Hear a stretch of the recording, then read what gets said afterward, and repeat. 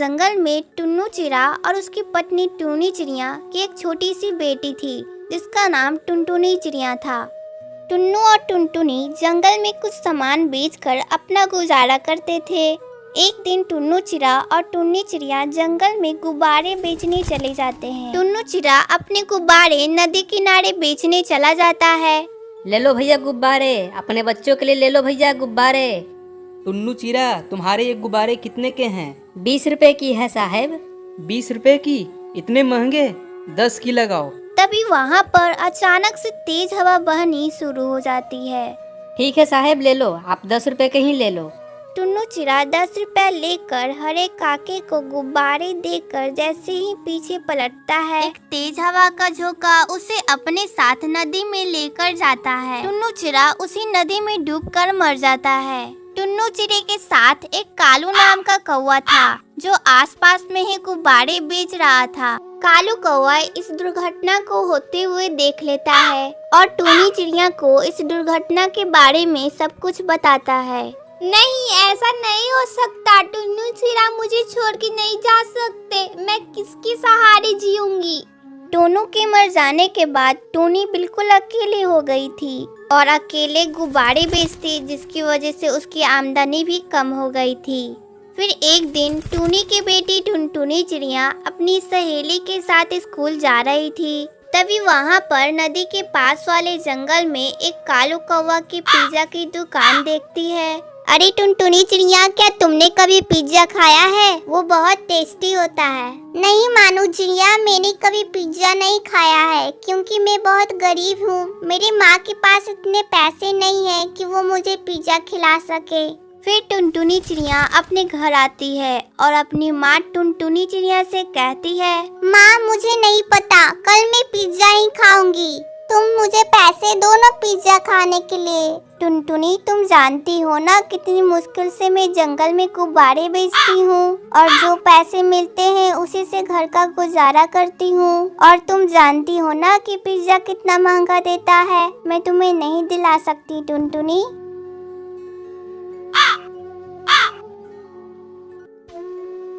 मैं टुनटुनी को पिज्जा तो नहीं खिला सकती, लेकिन मैं आज रात को उसके लिए पिज्जा पराठा बनाऊंगी। फिर शायद इससे टुनटुनी खुश हो जाए। अब रात में टूनी चिड़िया टुनटुनी चिड़िया के लिए पिज्जा पराठा बनाती है।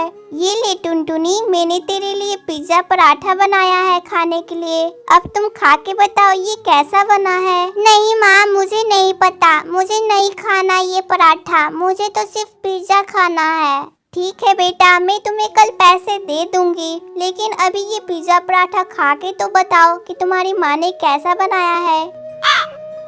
टुनटुनी चिड़िया पिज्जा पराठा खाकर कहती है, माँ ये तो बहुत टेस्टी पिज्जा पराठा है। माँ मैं पिज्जा नहीं खाऊंगी, मैं तो आपके बने हाथ का पिज्जा पराठा ही खाऊंगी। माँ तुम एक काम क्यों नहीं करती? तुम गुब्बारे ना बेचकर पिज्जा पराठा क्यों नहीं बेचती? तुम तो बहुत टेस्टी पिज्जा पराठा बनाती हो, जंगल के पंछी को बहुत पसंद आएंगे। हाँ टुनटुनी, तू तो ठीक कह रही है। मैं कल से ही पिज्जा पराठा जंगल में बेचूंगी। गुब्बारे बेचकर हमारी आमदनी उतनी अच्छी नहीं होती। कल से मैं पिज्जा पराठा ही बनाऊंगी और बेचूंगी। इस तरह टूनी चिड़िया पिज्जा पराठा बनाकर जंगल में बेचने लगती है। धीरे धीरे उसकी दुकान पर बहुत सारे पंछी आने लगते हैं और उसके पिज्जा पराठा को खाते हैं। अरे बाबा हन, तुम्हारे हाथ के पिज्जा पराठा तो काफी अच्छे होते हैं। मैंने ऐसा कुछ पहले कभी नहीं खाया है। इस तरह से जंगल के सारे पंछी पिज्जा पराठा खाने आने लगते हैं और टूनी चिड़िया की दुकान काफी अच्छी चलने लगती है। फिर टूनी और टुनटुनी चिड़िया खुशी खुशी रहने लगते हैं।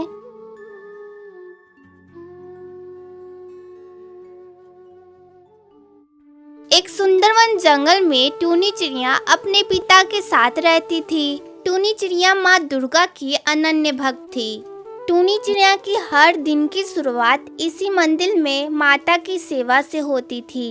टूनी चिड़िया सुबह सुबह फूल तोड़ने चली जाती थी, फिर उन फूलों को लेकर मंदिर जाती थी। मंदिर में पंडित जी के आने से पहले माता की मंदिर की सफाई किया करती थी, फिर उन फूलों से माता का श्रृंगार करती। उसके बाद बचे हुए फूलों को मंदिर के बाहर बेचती। उन्हीं फूलों को बेचकर उसकी जो भी कमाई होती थी उसी से उसका घर चलता था। फूल ले लो फूल, ताजे ताजे फूल। फूल ले लो भैया, मेरी माता को ये लाल वाले फूल बहुत ही पसंद है। तो हर दिन की तरह ग्राहक उसके दुकान पे आते और उससे फूल खरीदते थे। यह फूल ताजे तो है ना? हाँ हाँ भैया, ये सारे फूल बिल्कुल ताजे हैं। मेरी माँ को क्या मैं बासी फूल चढ़ाऊंगी? गांव के पंडित जी भी टूनी चिड़िया को बहुत मानते थे। टुन्नी चिड़िया माँ दुर्गा की भक्त तो थी ही, उसका स्वभाव भी बहुत अच्छा था।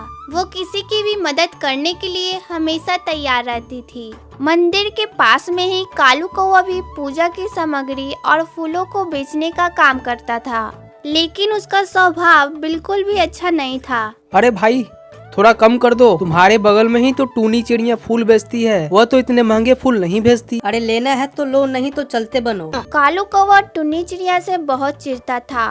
इसका सबसे बड़ा कारण था कि टुन्नी चिड़िया को सभी बहुत प्यार करते थे और उसकी फूलों की दुकान बहुत अच्छी चलती थी। वहीं कालू कौवा अपनी दुकान पे नकली सामान रखता था और ग्राहकों को बासी फूल बेचता था। जब टुन्नी चिड़िया को इस बात की खबर लगती है, तब टुन्नी चिड़िया कालू कौवे की दुकान पर आती है और कालू कौवे से बोलती है, कालू भैया आप अपनी दुकान पर पूजा की नकली सामान और बासी फूल मत रखिए, क्योंकि ये पूजा में इस्तेमाल होते हैं। तू अपने काम से काम रख, मेरे काम में दखल मत दे। मैं बासी फूल बेचूं या ताजे, ये मेरी मर्जी है। कालू कौवा को टुन्नी चिड़िया अपने रास्ते का कांटा लगती थी, इसीलिए कालू कौवा टुन्नी चिड़िया को वहाँ से किसी भी तरह भगा देना चाहता था। इसी बीच नवरात्रि आ जाती है। सुबह सुबह मंदिर की सफाई करने के बाद जब टुन्नी चिड़िया माता की श्रृंगार करने जाती है, तब उसकी नजर माता की मूर्ति की तरफ जाती है। मूर्ति अपने स्थान पे नहीं थी। अरे दुर्गा माँ की मूर्ति कहाँ गई? थोड़ी देर में पंडित जी भी वहाँ पर आ जाते हैं। टूनी चिड़िया रोते रोते माँ दुर्गा की मूर्ति गायब होने की खबर पंडित जी को बताती है।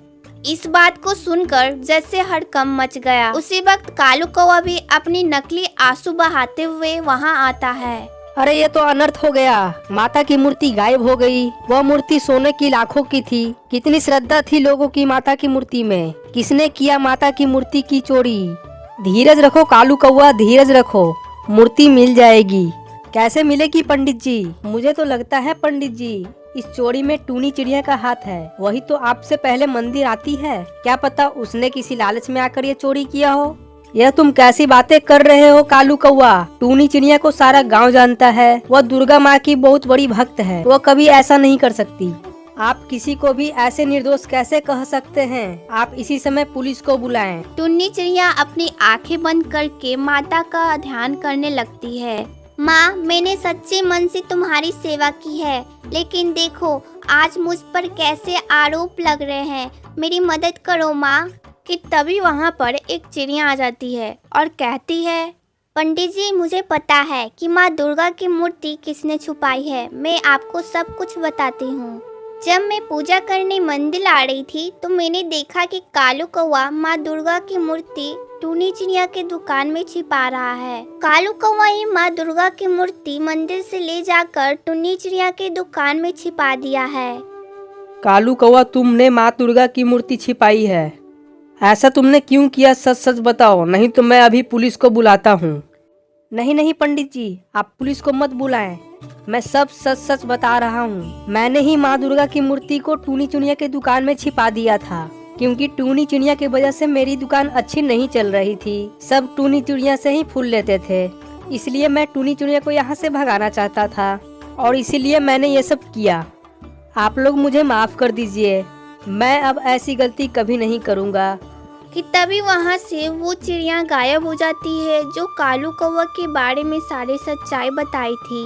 अरे वो चिड़िया कहाँ गई? उसी की वजह से सारा सच का पता चला है। उसे धन्यवाद कहना था। सब उस चिड़िया को बहुत ढूंढते हैं लेकिन वो नहीं मिलती।